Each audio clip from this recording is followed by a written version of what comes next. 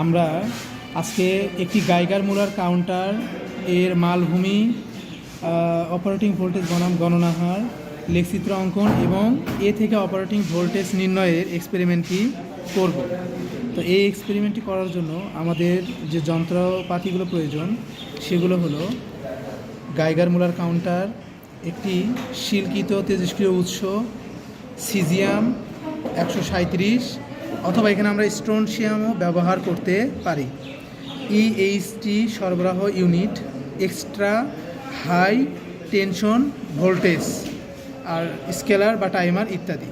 তো এখন আমরা এইগুলো যন্ত্রপাতিগুলো দেখব। এখানে যে যন্ত্রাংশগুলো ব্যবহার করা হচ্ছে, এই যে এটা একটা অংশ, এইটা একটা অংশ, এই দুইটা যন্ত্র মিলে আমরা বলি জিএম, মানে জিএম কাউন্টার আর কি। এখানে জিএম টিউব রয়েছে, জিএম কাউন্টার রয়েছে। তো জিএম টিউবের মধ্যে আমরা এই যে কিছু খাস কাটা ঘর রয়েছে, এগুলোর মধ্যে এই যে সিজিয়াম অথবা স্ট্রনশিয়াম জাতীয় পদার্থ আমরা এখানে ব্যবহার করে থাকি। তো এখানে দেখতে পাচ্ছি আমরা সিজিয়াম নিয়েছি, এখানে আমরা সিজিয়াম তেজস্ক্রিয় পদার্থটি ব্যবহার করেছি। তো এটা অনেক সময় স্ট্রনশিয়ামও ব্যবহার করা হয়ে থাকে। আর এখানে যেটা রয়েছে, এই যে এটা হচ্ছে আমাদের জিএম টিউব। আসলে এখানে এই যে এখানে আমরা উচ্চ ভোল্টেজ প্রয়োগ করলে এই সিজিয়াম থেকে যে বিটা রশ্মি ক্ষরণ হয়, সেটা আসলে এর মধ্য দিয়ে এসে জিএম কাউন্টারে আমরা পার্ট হিসাব করে থাকি। তো আমরা প্রথমে যেটা করি সেটা হচ্ছে যে এই সিজিয়ামটাকে অথবা স্ট্রনশিয়ামটাকে জিএম টিউবের মাঝে আমরা স্থাপন করব। আর এই যন্ত্রটাকে আমরা অন অবস্থার জন্য যেটা করি সেটা হলো যে সংযোগ দেওয়ার পরে এই যে এখানে আমাদের লাল সুইচ রয়েছে, এই জিএম কাউন্টারটাকে অন করতে হবে। এই যে লাল সুইচ বাটন, এটা অন বাটন, এখানে আমরা মানে প্রেস করলে জিএম কাউন্টারটি এটা অন অবস্থা প্রাপ্ত হবে। আচ্ছা, এখন এই জিএম কাউন্টারটি অন হওয়ার পরে কয়েক মিনিট অপেক্ষা করতে হবে আমাদের এই যন্ত্রটি ভালোভাবে পার্ট নেওয়ার উপযোগী করার জন্য। এখন যে বিষয়টি আমাদের জানা দরকার সেটা হলো সিজিয়াম, আমরা যেটা বললাম যে এখানে আমরা জিএম টিউবের মধ্যে সিজিয়াম অথবা স্ট্রনশিয়াম নিয়ে থাকি। তো আমরা একটু সিজিয়াম এবং স্ট্রনশিয়াম সম্পর্কে জেনে আসব। এই যে আমাদের এখানে সিজিয়াম ধাতুর কথা বলা হয়েছে, তো এখানে সিজিয়াম ধাতুর নাম বা প্রতীক আমরা বলেছি, বিভিন্ন অংশ এখানে আমার দেওয়া আছে, হ্যাঁ। এবং স্ট্রনশিয়ামের কথা যদি আমরা বলি, এই যে স্ট্রনশিয়ামের আমাদের দেখা যাচ্ছে পারমাণবিক সংখ্যা 38, পারমাণবিক ভর 87। তো আমরা তেজস্ক্রিয় রশ্মি বিকিরণ করে এইরকম পদার্থ নিয়েই কাজ করব। তো আমরা সিজিয়াম কি নিয়েছি, তো সিজিয়ামের পারমাণবিক সংখ্যা আমাদের 55 এবং এর ভর সংখ্যা আমাদের যদি দেখি 137। আমাদের সিজিয়ামের ভর সংখ্যা হলো 137। তো আসলে যে সকল মৌলের পারমাণবিক ভর 83 মানে এর বেশি, হ্যাঁ, এবং সে সকল মৌল থেকে অনবরত তেজস্ক্রিয় রশ্মি নির্গত হয়। তো এই জন্য আমরা সিজিয়াম বা স্ট্রনশিয়াম ব্যবহার করতেছি। এখন আমরা যেটা জানবো সেটা হলো জিএম কাউন্টারে, এই যে আমাদের যে জিএম কাউন্টার রয়েছে, এই পার্ট নেওয়ার জন্য আমাদের যে যে বিষয় দরকার সেটা হলো এখানে দেখা যাচ্ছে যে জিএম কাউন্টারের যে এলইডি অংশ, তার পাশে লেখা আছে কাউন্টস, মানে এখানে কাউন্ট করা হয়। টাইম, আমরা সময় দিব, কত সময়ের জন্য আমরা এই বিটা ক্ষরণ গণন করব। রেট, এটা আমাদের প্রয়োজন হয় না এই এক্সপেরিমেন্টের জন্য। আমাদের যেটা প্রয়োজন হয় টাইম, হাই ভোল্টেজ এবং রেট প্রয়োজন হয় না, এবং অ্যালার্ম পয়েন্টও আমাদের প্রয়োজন হয় না। তো হাই ভোল্টেজের বিষয়টা যেটা, এটা খুবই গুরুত্বপূর্ণ একটা টার্ম। তো আমরা পার্ট নেওয়ার সময় দেখবো যে হাই ভোল্টেজ কেন গুরুত্বপূর্ণ। এরপরে আমাদের এখানে আরেকটু নিচে যদি যাই, সেখানে দেখতে পারবো যে আমরা এই যে এখানে কাউন্টের কথা বলেছিলাম, প্রথমে আমাদের কাজ হবে এই যে, আচ্ছা আমরা যদি দেখি যে কাউন্ট অংশ রয়েছে, স্টপ বাটন রয়েছে এবং রিসেট বাটন রয়েছে, হ্যাঁ, ডিসপ্লে সিলেক্ট অর্থটা হচ্ছে আমরা যদি এখানে কাউন্টে লাল দাগ দেখানো হচ্ছে, আমরা ডিসপ্লে সিলেক্ট করে যদি টাইমে আনতে যাই, তখন এই যে এখানে চাপ দিলে এটা নিচের দিকে আসতে থাকবে। আমি এখানে চাপ দিলে এটা নিচের দিকে নামতে থাকবে, এই নিচের দিকে নামতে থাকতেছে। এরকমভাবে আমরা পুনরায় আবার এখানে কাউন্টে চলে আসলাম, আবার এভাবে নিচের দিকে আসতে থাকবে। আমি যদি এখানে প্রেস করতে থাকি, এরপর যেটা দেখতে পাচ্ছি আমরা ডাউন এবং আপ বাটন। তারপর ডাউন এবং আপ বাটনের কাজ কি? যেমন আমি এখানে যদি বলি যে আমি টাইম ঠিক করব, তো টাইম আমি কত দেব, 60 সেকেন্ড যদি বলি, বা আমি ধরলাম আমার এখানে দেওয়া আছে 300 সেকেন্ড, আমি বাড়াইতে চাচ্ছি যে 400 সেকেন্ডের জন্য আমি পার্ট নেব, তখন আমি আপে যাব। 300 থেকে বেশি মানে তখন আপে দিতে হবে, আপ বাটনে। এই যে আমাদের 400 সেকেন্ড দেখাচ্ছে টাইম। আর আমি যদি কমাতে চাই তাহলে আমাকে ডাউন বাটনে চাপ দিতে হবে। এই যে ডাউন বাটনে চাপবো, এই যে কমতে থাকতেছে মানব। এইভাবে আমরা সময়টাকে নির্দিষ্ট করে নিব। আমাদের এই এক্সপেরিমেন্টটি করার জন্য সময় আমাদের স্যাররা নির্দিষ্ট করে দিতে পারে, অথবা আমরা একটা নির্দিষ্ট সময় ধরে এই পার্টগুলো নিতে পারি। তো সময়ের বিষয়টা আমরা বুঝলাম। এখন আমরা ডিসপ্লেটা কোথায় নিয়ে আসবো? যেহেতু আমাদের টাইম দরকার হয়, হাই ভোল্টেজ দরকার হয়, এখন আমরা ডিসপ্লেটাকে হাই ভোল্টেজে নিয়ে আসবো। তো হাই ভোল্টেজ আসলে কী কাজ করতেছে? আমরা এই যে সিজিয়াম যে পদার্থটা এখানে দিয়েছিলাম, এই সিজিয়ামের উভয় পাশে হাই ভোল্টেজ প্রয়োগ করে এখান থেকে বিটা ক্ষরণের সহযোগিতার জন্য, মানে বিটা রশ্মি ক্ষরণ হওয়ার জন্য ন্যূনতম একটি ভোল্টেজ প্রয়োজন হয়। সেই ভোল্টেজের জন্য আমাদের, যেহেতু এখানে আমরা বললাম যে এই সিজিয়ামের আমরা এখানে যদি হাই ভোল্টেজ প্রয়োগ করি তাহলে কেবল এখান থেকে সিজিয়াম থেকে বিটা রশ্মি খরিত হবে, আর এই খরিত হলেই কেবল এখানে আমরা জিএম কাউন্টারে পার্ট হিসাব করতে হবে। এখন আমরা দেখব যে এই হিসাব করার জন্য বা পার্ট নেওয়ার জন্য আমাদের কী কী মান প্রয়োজন হয় সেটা যদি একটু খেয়াল করি। আমাদের প্রয়োজন হচ্ছে পর্যবেক্ষণ সংখ্যা। আমরা হিসাব করব কয়টা পার্ট নিব, সেজন্য ইএইচটি ভোল্ট, অর্থাৎ এক্সট্রা হাই টেনশন ভোল্টেজ। এখানে এই ভোল্টেজগুলো বৃদ্ধি করতে থাকবো। আমরা 20 করে বৃদ্ধি করেছি, অনেকে 40 করে বৃদ্ধি করতে পারি, বিভিন্ন মানে আমরা বৃদ্ধি করে নিতে পারি। তো এখানে একটা বিষয় বলে নিতে হবে, সেটা হচ্ছে যে আমরা এখানে বলছি যে 740, কিন্তু আসলে 740 এখানে মূল বিষয় নয়। আমাদের এখানে জিএম কাউন্টারে যখন হিসাব করতে যাব তখন একটা পার নেওয়ার সময় আমরা এখানে ভোল্টেজ 740-এ যখন যাবে, তো তখন দেখা যায় যে 740-এ যদি আমরা এভাবে নিয়ে যাই, 740-এ নিয়ে গেলে দেখা যাবে যে সেকেন্ডে 100 সেকেন্ডের জন্য যখন পার্ট নিতে ধরি তখন সেখানে কোনো কাউন্ট দেয় না।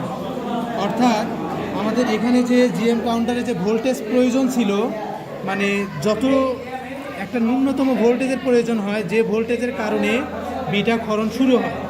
তো যেহেতু এখানে আমার 740-এ কোনো বিটা ক্ষরণ হচ্ছে না, তার মানে আমাকে দেখতে হবে যে কত থেকে আমাদের কত ভোল্টেজে নিলে আমাদের পার্ট বিটা ক্ষরণটা শুরু হয়। তো দেখা যাচ্ছে 740-এ আমার বিটা ক্ষরণ শুরু হয় নাই। তো এই জন্য এই 740 অবস্থায় যে পার্ট, এটাকে আমরা হিসাবে নেব। আর 760 যে বিভব, এই বিভবটাকে বলা হয় শুরুর বিভব। এই শুরুর বিভবে আমরা পার্ট হিসাব করে থাকি। এখন একটা বিষয়, সেটা হলো এখানে দেখানো হচ্ছে যে খাতায় 100 সেকেন্ডে গণনার পরিমাণ। তার মানে আমরা এখানে যন্ত্রে যখন টাইম দিব, এখানে টাইম দিব আমরা কত সেকেন্ডের জন্য? 100 সেকেন্ডের জন্য। তো দেখি আমরা 100 সেকেন্ড, এই যে 100 সেকেন্ড আমরা ফিক্সড করলাম। আমরা 100 সেকেন্ডের জন্য হিসাব করেছিলাম। এখানে আমরা যে কেউ 200 সেকেন্ড নিতে পারি, 300 সেকেন্ড নিতে পারি, আবার কমও নিতে পারি। আমরা 100 নিতে পারি, 90 নিতে পারি, 80 নিতে পারি। এটা আমাদের নিজস্ব ব্যক্তিগত হিসাবের মানে কৌশল। এখানে আরেকটা বিষয় বলে নেই, সেটা হলো যে 100 সেকেন্ডে নেওয়া বা এর কাছাকাছি নেওয়াটা উত্তম। 200 সেকেন্ড নিলে মানটা অ্যাকুরেটলি ভালো পাওয়া যায়, একটা নির্দিষ্ট সময় পর্যন্ত বিটা ক্ষরণ হয়ে থাকে।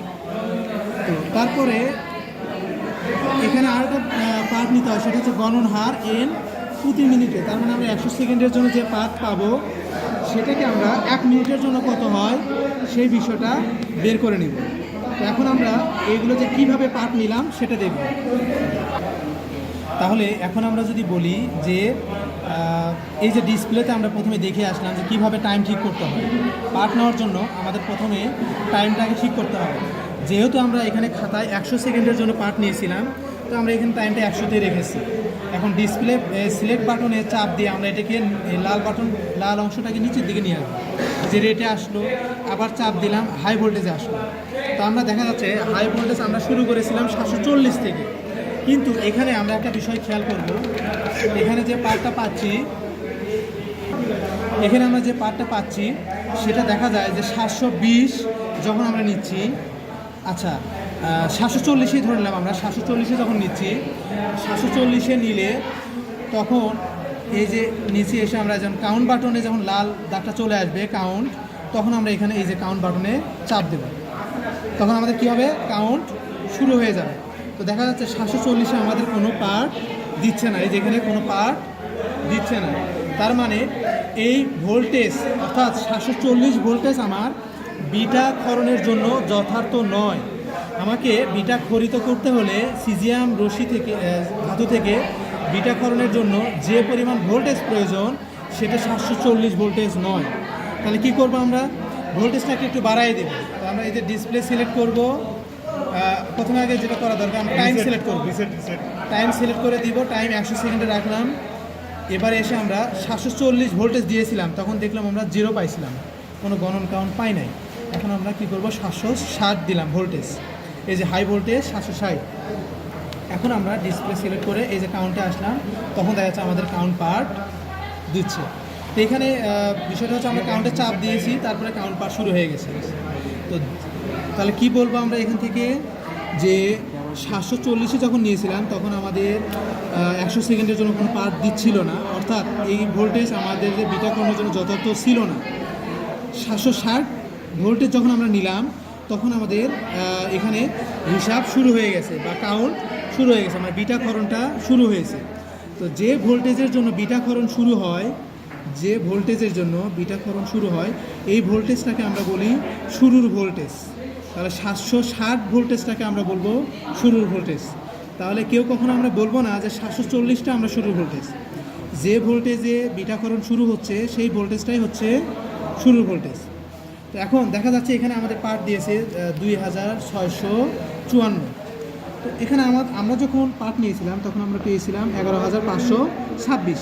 আসলে এটা পার্ট নেওয়াটা হচ্ছে যে আপেক্ষিক, যখন আমরা নেব তখনকার অনুযায়ী আমরা পার্টটা পাবো, ফিক্সড কোনো মান নেই এখানে যে এটাই পার্ট, প্রতিবার এটাই দেখাবে। তো এইভাবে আমরা কি করব, প্রতি ক্ষেত্রে এটা রিসেট দেব, রিসেট দিলাম, রিসেট দেওয়ার সঙ্গে সঙ্গে আমার এগুলো সব ডাটা ক্লিয়ার হয়ে গেল। মানে এখানে ক্লিয়ার হওয়ার পরে আমরা কী করবো, আবারও ডিসপ্লে সিলেক্টে যাব, ডিসপ্লে সিলেক্ট করে আমরা কী করবো, টাইম ঠিক করতে হবে। যেহেতু আমরা 100 সেকেন্ডের জন্য পার্ট নিচ্ছি, এবারও আমরা 100 সেকেন্ডই দিব। দেখা যাচ্ছে আমরা 200 সেকেন্ড, তাহলে একটু কমাই নিতে হবে ডাউন বাটনে চাপ দিয়ে। এই যে 100 সেকেন্ড আমি ফিক্সড করে নিলাম। এরপর ডিসপ্লে সিলেক্ট বাটনে চাপ দিয়ে আমি হাই ভোল্টেজে আসবো। তো আমরা দেখলাম 760-এ কিন্তু আমরা পার্ট পেয়েছিলাম। তো এখন আমরা কী করবো, আপ বাটনে চাপ দিয়ে ভোল্টেজটাকে একটু বাড়াই দিব। তাহলে ভোল্টেজ আমরা কত করলাম, 780। তো 780-র জন্য আমরা এখন গণন শুরু করবো, এই যে কাউন্ট বাটন রয়েছে। তো এখানে একটা বিষয় যে ডিসপ্লে সিলেক্ট করতে হবে। তাহলে আমরা যদি এখানে কাউন্টে যাই তাহলে কিন্তু আমাদের কাউন্ট দেখাবে না। কেন দেখাবে না, যে হাই ভোল্টেজে আমরা রয়েছি লাল বাটনটা, তারা আমাদের লাল বাটনটা কোথায় নিয়ে যেতে হবে, কাউন্ট অংশে নিয়ে যেতে হবে, তারপর আমরা কাউন্ট করব। তাহলে আমরা কেউ কখনো ভোল্টেজে রেখে বা এই টাইমের জায়গায় লাল বাটন রেখে কাউন্ট শুরু করব না।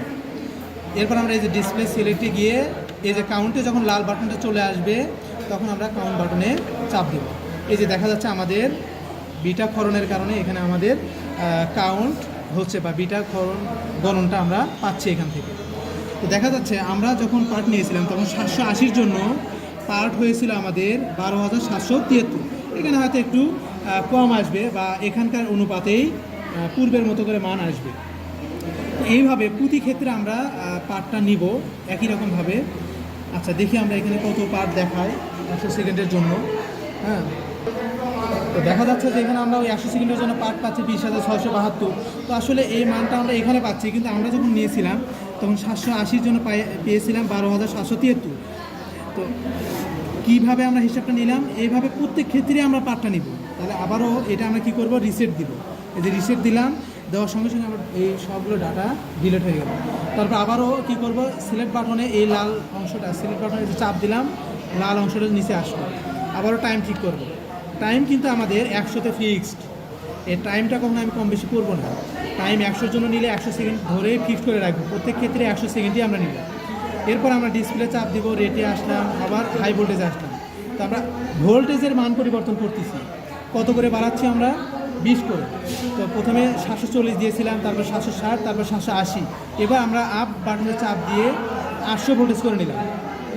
এখন 800 ভোল্টেজের জন্য আমরা কি করব, এখন আবার এই ডিসপ্লে সিলেক্টে চাপ দেবো, অ্যালার্ম পয়েন্ট, আবার চাপ দিলাম, আরেকবার চাপ দিলে কাউন্ট অংশ চলে গেল। তখন আমরা এই যে আবার কাউন্ট বাটনে চাপ দিলে আমার এখানে কাউন্ট শুরু হয়ে যায়। তো এইভাবে প্রতি ক্ষেত্রে আমরা পার্টগুলো যদি নেই, আমরা যেটা বলতে চাচ্ছি যে এইরকম একটা বিষয় আসবে।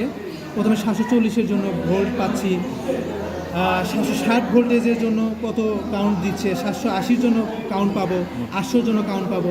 এভাবে প্রতি ক্ষেত্রে আমরা একটা 20 ভোল্ট বাড়ায় আমরা পার্ট নিতে থাকবো। এখানে একটা বিষয় খেয়াল করা লাগবে, সেটা হলো যে দেখতে পাচ্ছি যখন আমরা ভোল্টেজ বাড়াচ্ছি 20 করে করে, তখন দেখা যাচ্ছে এখানে আমাদের গণনা হারটাও বেড়ে যাচ্ছে। প্রথমে 11,000, 12,000, 13,000, এই যে 14,000, আস্তে আস্তে গণনা হারটাও আমাদের বেড়ে যাচ্ছে। তো এইভাবে আমাদের গণনা হারটাও আস্তে আস্তে কী হবে, বেড়ে যাবে। যাই হোক, তো এই হচ্ছে আমাদের হিসাব, কী বলা হয়, গাইগার মোলার কাউন্ট থেকে হিসাবের কৌশল। এইভাবে আমরা প্রত্যেক পার্ট এইভাবে নিব। আরেকটি লক্ষণীয় বিষয় সেটা হলো আমাদের 740-এ 0 ভোল্ট ছিল, মানে পর্যাপ্ত ভোল্টেজ এই বিটাকরণের জন্য আমাদের দরকার, যেটা দরকার সেটা ছিল না। কিন্তু অনেকের হয়তো 720-এর জন্য 0 আসতে পারে। তো এটা ভয়, মানে সংকীর্ণতার কিছু নেই। 720-এ যদি 0 হয় তাহলে 740-এর জন্য হয়তো আমি পার্ট পাবো। তো পরবর্তী 740, 760 এইভাবে আমরা তখন পার্ট নেওয়া শুরু করব। এই হচ্ছে আমাদের। তাহলে এরপরে 100 সেকেন্ডের জন্য আমরা এই পার্টগুলো পাইলাম। তো আসলে আমাদের যে মূল দরকার সেটা হচ্ছে 1 মিনিটের জন্য, অর্থাৎ 60 সেকেন্ডের জন্য কত হয় সেটা আমাদের বের করতে হবে। তো 100 সেকেন্ডের পার্টের ক্ষেত্রে এইভাবে মানগুলো আসলো, 60 সেকেন্ডের জন্য এইভাবে মানগুলো আমরা পাইছি। তো এটা আমরা কীভাবে বের করছি সেটা যদি একটু খেয়াল করি, তাহলে যেটা পাবো সেটা হলো, তো 60 সেকেন্ডে আমরা জানি 1 মিনিট, 1 সেকেন্ডে হবে 1/60 মিনিট। তাহলে 100 সেকেন্ডের পার্টের জন্য 100 সেকেন্ডে কত মিনিট হয় আমাদের? 1.67 মিনিট। তাহলে 100 সেকেন্ডের জন্য আমরা পাচ্ছি 1.67 মিনিট। এখন 1.67 মিনিটের জন্য গণন হার প্রথম ক্ষেত্রে আমরা পেয়েছিলাম কত? 11,526। তাহলে 1 মিনিটের জন্য গণন হার কত পাওয়া যেতে পারে আনুপাতিক হারে? তাহলে 1.67 মিনিটের জন্য গণন হার যদি পাই 11,526, 1 মিনিটের জন্য গণন হার পাবো এত ভাগ 1.67, তার মানে 6,901.8 বা 6,901.8। এই যে 6,901.8। তো এইভাবে প্রত্যেকটার জন্য আমরা পার্ট নেব। তাহলে পরবর্তী ক্ষেত্রে কি করব? যেহেতু আমরা এখানে 100 সেকেন্ডের মিনিট আমরা পেয়ে গেছি, তাহলে এটার জন্য আমরা যেটা লিখবো সেটা লিখবো এইভাবে যে 1.67-এ গণনা হার হবে আমাদের এখানে 11,526-এর জায়গায় কত লিখবো? 12,773। তাহলে 1 মিনিটের জন্য কত হবে? তখন 1 মিনিটের জন্য আসবে 7,000। তখন আমাদের 1 মিনিটের জন্য আসবে 7,648.5। এইভাবে প্রত্যেক ক্ষেত্রে 1 মিনিটের জন্য কত হয় সেটা আমরা বের করে নিব। তাহলে বের করে নিলে আমাদের এই পরীক্ষালব্ধ উপাত্তগুলো তাহলে এই মানগুলো আমাদের কমপ্লিট হয়ে গেলে তারপর আমরা যেটা করব, এই অংশে এখানে একটা বিষয় বলে আসি। আমাদের এটার জন্য একটা গ্রাফ অঙ্কন করতে হয়। সেই গ্রাফের আমরা যদি দেখি সেটা হচ্ছে পাবো, এখানে আমরা গ্রাফ অঙ্কনের ক্ষেত্রে ওয়াই অক্ষ এবং এক্স অক্ষ দাগিত করব। এক্স অক্ষ বরাবর আমরা লিখেছি EHT ভোল্ট, অর্থাৎ এক্সট্রা হাই টেনশন ভোল্টেজ, আর ওয়াই অক্ষ বরাবর নিয়েছি কাউন্ট পার মিনিট। তাহলে আমরা যে এই যে হিসাব যেটা বললাম আমরা কাউন্ট পার মিনিট, সেটা আমরা কীভাবে হিসাব করেছিলাম সেটা আমরা পূর্বে দেখিয়েছি। তো এখন এই ওয়াই অক্ষ বরাবর আমরা মানগুলো বসালাম। এখানে দেখা যাচ্ছে যে আমরা ক্ষুদ্রতম মান বা নিম্নমান নিয়েছি 6,000, তারপরে 20 ঘর পর নিয়েছি 7,000, তারপর আবার 20 ঘর পরে বসেছি 8,000, আবার 20 ঘর না 10 ঘর, 10 ঘর করে নিয়েছি, তাই না? আমরা এই যে 6,000 থেকে 10 ঘর পর নিয়েছি 7,000, 7,000 থেকে 10 ঘর পর নিয়েছি আবার 8,000, 8,000 থেকে শুরু করে আবার 10 ঘর পর নিয়েছি 9,000। এভাবে 10 ঘর করে আমরা মানগুলো বাড়িয়েছি। এবং এক্স অক্ষের দিকে আবার আমরা দেখতে পাচ্ছি যে EHT ভোল্টের ক্ষেত্রে আমাদের এখানে ছিল 740 থেকে শুরু হয়েছিল, 740, তারপরে 5 ঘর পর আবার দিয়েছি আমরা 760, 5 ঘর পরে দিয়েছি 780, আবার 800, 800 পরে 5 ঘর পর আবার দিয়েছি 820, 820 থেকে 840, 5 ঘর পর। এভাবে আমরা এক্স অক্ষের দিকে মানগুলো বসাবো। এই মানগুলো বসানোর পরে আমরা যদি গ্রাফের হিসাবটা দেখি যে এক্স অক্ষ বরাবর প্রতি ক্ষুদ্রতম এক ঘর সমান 4 একক এবং ওয়াই অক্ষ বরাবর প্রতি এক ঘর সমান আমরা নিয়েছি 100 একক। এইভাবে গ্রাফ অঙ্কন করলে আমরা এরকম একটি গ্রাফ দেখতে পাবো। তো এই গ্রাফের ক্ষেত্রে আমরা যদি একটু হিসাব করি যে দেখতে পারবো সেটা হচ্ছে যে আমাদের 740 ভোল্টকে আমরা বলেছিলাম, এটা হচ্ছে আসলে যথার্থ ভোল্ট নয়, তাহলে আমাদের 760 ভোল্টটা ছিল আমাদের শুরুর ভোল্ট, এবং এখান থেকে বাড়তে বাড়তে এক পর্যায়ে যখন এখানে আসছে তখন কিন্তু আমাদের এই রেখাটা একটু সমান্তরালের মতো মনে হচ্ছে, আর সমান মনে হচ্ছে, অর্থাৎ এখানে কিন্তু ভোল্টেজগুলো খুব একটা বেশি বাড়ে নাই। তো আমরা যদি একটু হিসাবের খাতায় দেখি দেখতে পারবো যে 13,000 13,000 13,000, তার মানে খুব একটা হিসাব বেশি হয় নাই। তো এখানেও যার কারণে আমাদের গ্রাফটা এরকম একটু উপর দিকে না উঠে গিয়ে একটু সামনের দিকে সমান্তরালভাবে চলে গিয়েছে। তো এই অংশটুকুর ক্ষেত্রে যেখান থেকে আমাদের এই সমান্তরাল হওয়া শুরু হয়েছে, যে বিন্দু থেকে শুরু হয়েছে সেই বিন্দুটাকে বলা হয় সূচন বিভব। এই বিন্দুটাকে আমরা কি বলবো? সূচন বিভব। বিন্দুটাকে বলা হয় সূচন বিভব। এবং এক পর্যায়ে এসে আমরা দেখতে পাচ্ছি যে এই সূচন বিভবটা শুরু হয়ে সি বিন্দুতে এসে হঠাৎ করে আবার বিভব আমাদের এখানে এটা উপরের দিকে উঠে যাচ্ছে, দ্রুত উপরের দিকে উঠে যাবে। আচ্ছা, তাহলে সেক্ষেত্রে দেখা যায় যে যে বিন্দু থেকে দ্রুত উপর দিকে উঠে যাচ্ছে, আর আমরা যে বিন্দু থেকে এই যে সূচন বিভবটা শুরু হয়েছে সেই দুটো বিন্দুর মধ্যবর্তী দূরত্বকে আমরা বলি মালভূমির দূরত্ব। তাহলে আমরা বি এবং সি এর দূরত্বকে আমরা বলি মালভূমির দূরত্ব। এখন আমরা অপারেটিং ভোল্টেজ নির্ণয়ের জন্য গ্রাফ থেকে যে হিসাবটা করব, সেই হিসাবের জন্য আমাদের যেটা দরকার সেটা হচ্ছে নতি বের করতে হবে। নতি বের করার ওয়েটা হচ্ছে N2 বিয়োগ N1 N V2 বিয়োগ V1 গুণন 100%। তাহলে এখানে N2 এবং N1 এর হিসাব যদি আমরা এই যে বইয়ের যে গ্রাফটা দেওয়া আছে সেখানে যদি হিসাব করি, দেখা যাবে যে আমরা বলে গ্রাফ থেকে কিছু দেখে আসলাম যে বি বিন্দুটাকে আমরা বলেছিলাম সূচন বিভব, আর সি বিন্দুতে হঠাৎ করে ভোল্টেজটা বেড়ে গিয়েছিল। তো এই অংশটাকে আমরা মালভূমির দূরত্ব বলেছিলাম। তো এই অংশ থেকে আমরা N2 এবং N1 হিসাব করে থাকি। দেখা যায় সি বিন্দু থেকে যে রেখাটা দেখানো সেটা হচ্ছে N2, আর সূচন বিন্দু থেকে যেটা গিয়েছিল সূচন বিভব থেকে সেটা হচ্ছে আমাদের N1। তো আমরা আমাদের খাতায় যদি হিসাব দেখি তাহলে আমাদের এই যে এখানে হচ্ছে সি বিন্দুতে দেখা যাচ্ছে একটা রেখা আমরা টেনেছিলাম, সেটাকে আমরা বলেছিলাম এই যে N2, হ্যাঁ। এবং আমরা এই যে সূচন বিন্দু যেটা বি, সেখান থেকে যে রেখাটা টেনেছিলাম সেটা হচ্ছে N1। আর এই যে V2 মান বের করার জন্য এই যে এখানে যে V2 বিয়োগ V1 বলা হয়েছে, এখান থেকে যদি হিসাব করি এই যে এটাকে আমরা বলি সি বিন্দু থেকে নিচের দিকে এক্স অক্ষের ওপর যে বিন্দুটা আপতিত হয়েছে সেটা হচ্ছে V2, আর সূচন বিভব থেকে যে বিন্দুটা আপতিত হয়েছে সেটা হচ্ছে V1। তো আমাদের গ্রাফে যেটা হয়েছে সি থেকে যেটা আপতিত হয়েছে সেটা হচ্ছে 920 ভোল্ট, আর বি বিন্দু সূচন বিন্দু থেকে এসে যেটা আপতিত সেটা হচ্ছে 840 ভোল্ট V1। তো এখন এই দুইটার আমরা নতি যদি বের করি বা ঢাল যদি নির্ণয় করি তাহলে আমরা এইরকম একটা হিসাব পেয়ে যাব। তো এখানে হিসাবে দেখানো হচ্ছে আমরা আমাদের গ্রাফে যেটা N2 পেয়েছিলাম সেটা হচ্ছে যে কত 8400, আর N1 পেয়েছিলাম 8130, আর N এর মান পেয়েছিলাম 8265, আর V2 পেয়েছিলাম 920, V1 পেয়েছিলাম 840। এটাকে যদি আমরা করি তাহলে আমাদের যেটা পাবো দেখা যাচ্ছে এটা বিয়োগ করে 270, আর এই ক্যালকুলেশনের ফলে আমরা পার্ট পাবো 0.0408%। অর্থাৎ এখানে যে পার্টটা পাইলাম, তো এখানে একটা বিষয় জানা দরকার, সেটা হলো এনটা আমরা যে বের করেছি এনটা হচ্ছে N1 যোগ N2 ভাগ 2, এইভাবে আমরা এনের মানটা নির্ণয় করতে পারি। এখন এখানে গুরুত্বপূর্ণ যে বিষয় সেটা হলো এখানে যে আমরা নতি বের করেছিলাম এই নতির মান আসলে কত হওয়া দরকার আমাদের এই মালভূমি অপারেটিং ভোল্টেজ নির্ণয়ের ক্ষেত্রে। অপারেটিং নতির মান কত দরকার, কত হলে আমরা যথার্থ অপারেটিং ভোল্টেজটা পাবো, সেটা আমাদের বইয়ে উল্লেখযোগ্য যে মানটা দিয়েছে সেটা হলো এটা 0.05-এর বেশি হওয়া যাবে না। সেক্ষেত্রে আমাদের এখানে যেটা পার্ট এসেছে 0.0408%। তো এখন আমরা অপারেটিং ভোল্টেজের সূত্র যদি বসিয়ে দিই V1 V2 মাইনাস V1 840 যোগ, তখন আমাদের ভোল্ট পাচ্ছে 880। তো এই হচ্ছে আমাদের অপারেটিং ভোল্টেজ নির্ণয়ের কলা কৌশল, তাহলে আমরা একটি গাইগার মুলার কাউন্টারের সাহায্যে খুব সহজেই এর অপারেটিং ভোল্টেজ নির্ণয় করতে পারি। এটাই হচ্ছে আমাদের পাঠ নেওয়ার কৌশল।